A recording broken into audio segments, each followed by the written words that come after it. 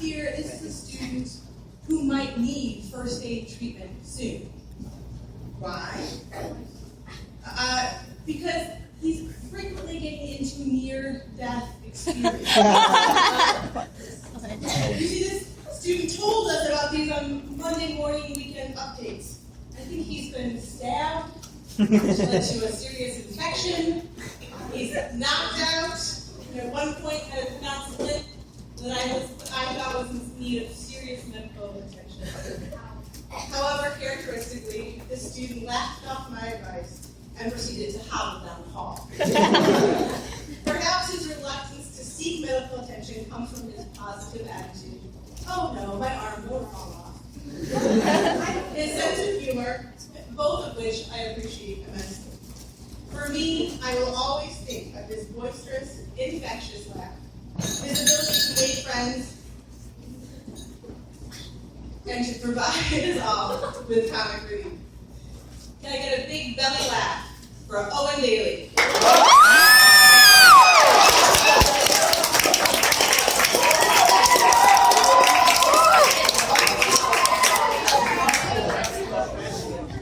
For some, reality, but for some, the stereotype of the PI plus Panther male screams nerd.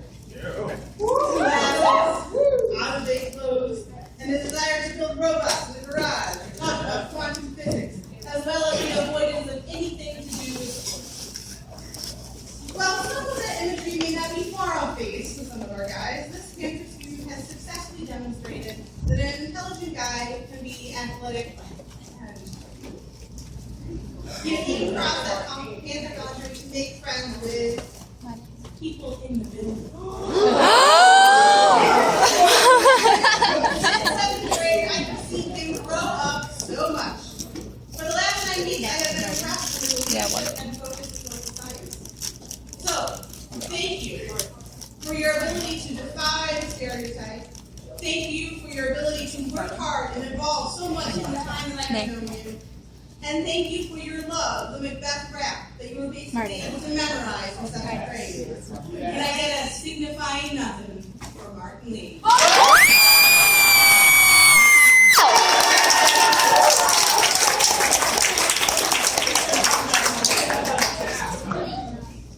In 7th grade, I don't think I understood many aspects to this student.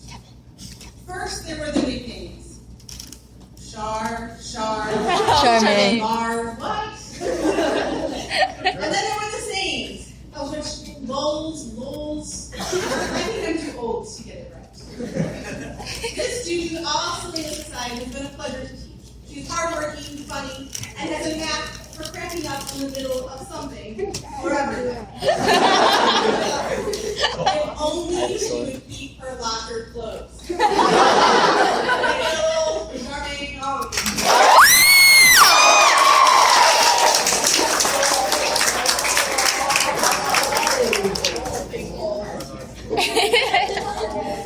Okay, this party is a little stressful.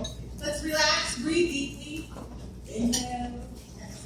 For one, this cleansing exercise has become a routine in yesterday's class. But the freakout session only exists because he cares deeply about his success. He wants to be the best and beat the best. I think this desire to conquer all is only the first step in achieving his ultimate goal, to be the next Philip Brenner. Nick. I love you, Philip Brenner. Or to adopt just a man. Well, seriously, thank you for your dedication and hard work. Please give a cleansing breath for Nick Connelly.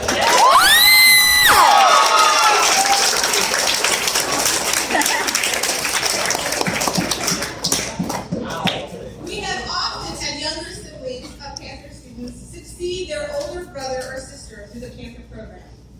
Connor, Jeremy, and Matt are all examples of this. And sometimes I think this can be a difficult position for a student, for the reason that it can be hard to make your own path independent of the sibling that came before. For this student, he has definitely forged his own identity. In fact, I think he has broken the mold. This student is unique in his outstanding abilities in the musical realm, as well as in the world of PowerPoint. But what I love most about this He wants to find the difficult aspects of his work and push through them. This characteristic shows a depth of maturity rarely found in a 14-year-old. I appreciate that he comes to school with the expectation of learning, not a letter grade. Please raise your violin for Maxwell.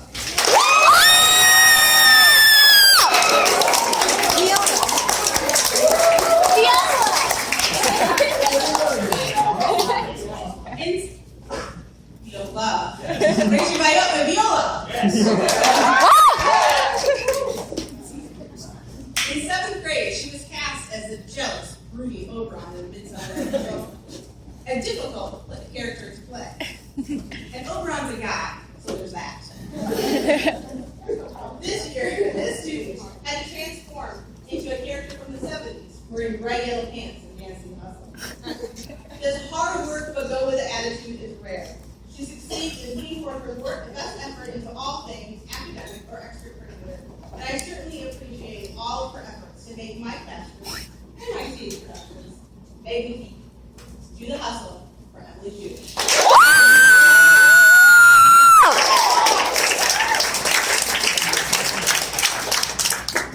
Do I like the color blue or the color red? Do I like elephants or donkeys?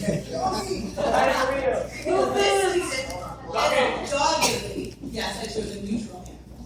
Now ask me for my political affiliation. I promise yourself you can give up high school. But this friendly history is indicative of his personality. Funny, clever, persistent, theatrical. I will miss this student immensely. Over the past 2 years, I have seen him grow, both figuratively and literally. From the boy who defeated the roller in the performed Shakespeare with poise and purpose. It has been a pleasure and honor to be part of that experience. Can I get a bravo for Panther?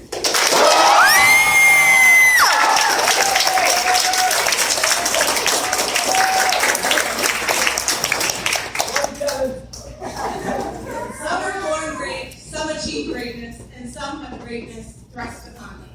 At least, that's what Shakespeare said. For this student, I think all three apply.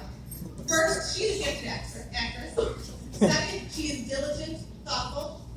And third, she is one of the best writers I have ever had the pleasure to teach.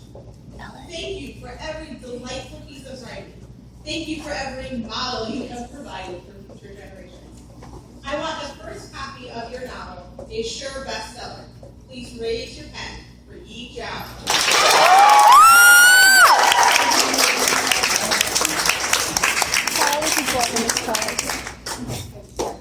In 7th grade, this student was one half of a dynamic duo.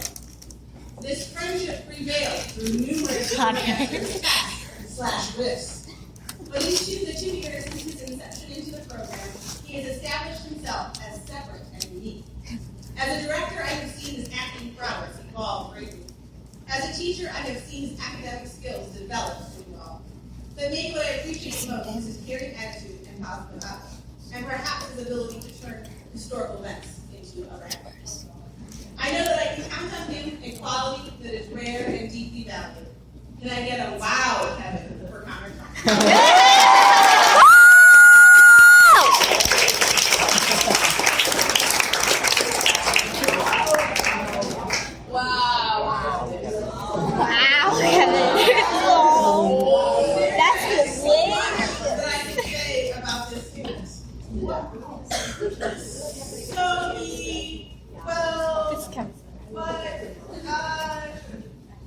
And then I did this.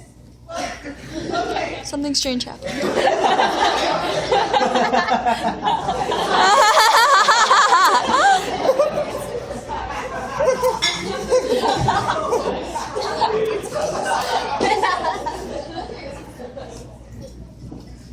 Yes, he has a unique style of communication.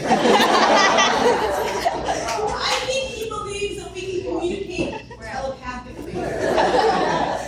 To him, I must be able to finish his sentences or understand exactly what he is saying. I hate to confess, but this is not necessarily true. However, after 2 years, I have finally unraveled the mystery watching the recent math counts competition. You see, students at that high level of math don't even let the announcer finish reading the question. They answer. Somehow they know that when the announcer says x equals 3y, the correct answer is the absolute value of -1 with the square root of 12 squared.